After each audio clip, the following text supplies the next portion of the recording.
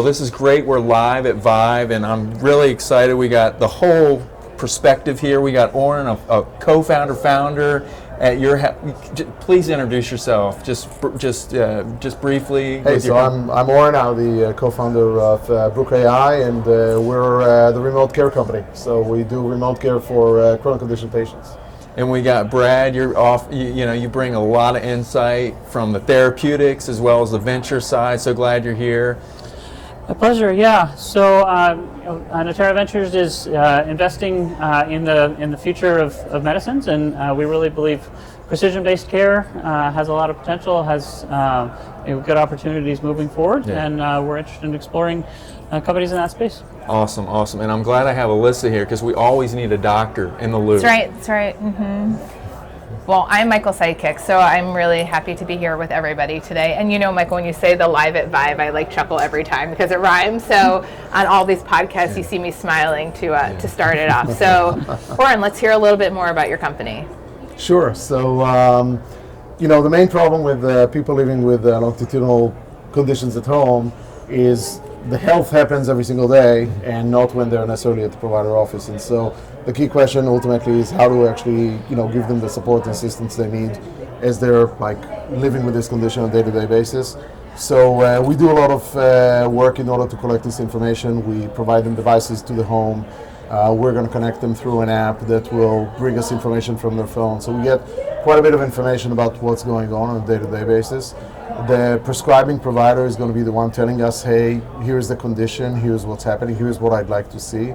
And then we sort of try to establish a relationship of being like best friends who happen to know something about medicine. Mm-hmm. So there's a little bit of are you taking a medication, are you following up on what the provider wanted you to do, et cetera, et cetera. And then there's a whole lot of what's in life holding you back? Mm-hmm. Can you get those medications? How are you eating? How are you sleeping? Mental health wise, is everything okay? So things that are really coming into more the day-to-day, which is what is the struggle that's keeping people away from essentially being necessarily successful with this. And we try to be sort of that front line that's going to help them. So we get a lot of data from what's coming in from the home, but that allows us to be very accountable to, hey, we've seen that last week your trend was off. Hey, we know that you've been traveling a lot lately. Is there a lot of stress going on? So these little touches are the things that keep people at bay. Yeah, I love the holistic approach, and I love that you're being mindful about the data. Because as a data junkie, I would say, we don't have a data problem. There's oodles of data. It's like what to do with all the data that we have. So I love that you're making it actionable and taking some of the burden off the patient and off the providers to ensure that, the data actually means something and you're not just getting flooded with more unnecessary data, if you will. Yeah. Brad, I'm curious from your perspective, because this holistic approach, it feels like it's starting to put pieces of the puzzle together. And as an investor, I recently became an LP, Michael knows, and so I try to wear different hats, but everything seems so fragmented, but something like this is starting to actually defragment, bring things together. So just curious from your perspective how you look at that. Yeah, I think there's obviously a huge opportunity here and a huge unmet need in this space. Kind of how we tend to think about things is, as you're mentioning, data is everywhere. Where can it be useful? Where can it be actionable? Where can opportunities be available to make money? You think about in terms of it's great to get a signal that something needs to be done.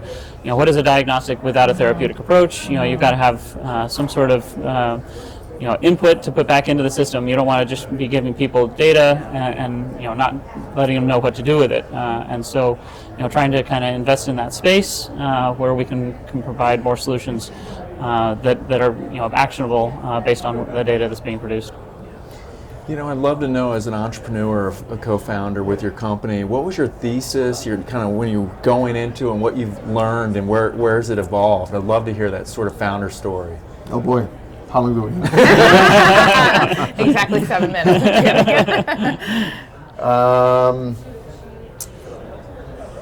First of all, data doesn't really matter. The only thing that really matters is a quality point of feedback. Mm-hmm. So if I'm giving you a lot of information about my blood glucose, for example, mm-hmm. but you're unable to give me any meaningful information back, then in the exchange, it is not very valuable for me as the patient consumer. So I guess first thing, all patients are first and foremost consumers. They're not patients. They're patients when a clinician calls them a patient. Yeah. They don't call Yeah. themselves a patient. And I happen to be one of these people. So, hi, I'm a patient. So what's meaningful to me, especially if I'm living with a longitudinal condition, which means I'm seeing my provider a few times a year. Yeah. And what makes that conversation be impactful? Well, understanding what really happened with my trends and the why, and making this be very actionable for me, that's something very meaningful. Most conversations with provider, it's really, really hard to get to that point because frankly, most of the conversation is about just trying to understand the data. So clinician time is not being utilized correctly, and when you're trying to build a model whereby you're really focusing on ROI for consumer, very small span of attention, very quick to, just get me to where I need to be as quickly as possible, and I don't want to engage as long a period of time. It's about how to turn that ROI very, right off the bat. Here's the what next, and here's the why, as opposed to the other way around. And working with clinicians, it's also about trying to save that time analysis that they otherwise would do. And when we started this, we thought, oh, we're gonna do all this information, we're gonna give it back to them, we're gonna sit together, they're gonna get it as well. I was like, no, they won't, because there is no time and they can't spend the time. And so you gotta bring this up a notch to be able to save essentially both parties the time of the analysis in order to get from noise to signal, essentially.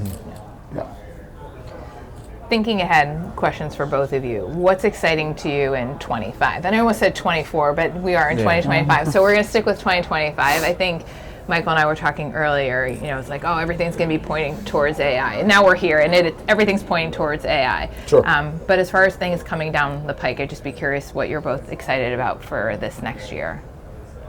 Yeah, I think you mentioned AI, and obviously that's a big component. A number of the Natera portfolio companies are seeing how AI can be integrated into their existing products, their existing work streams.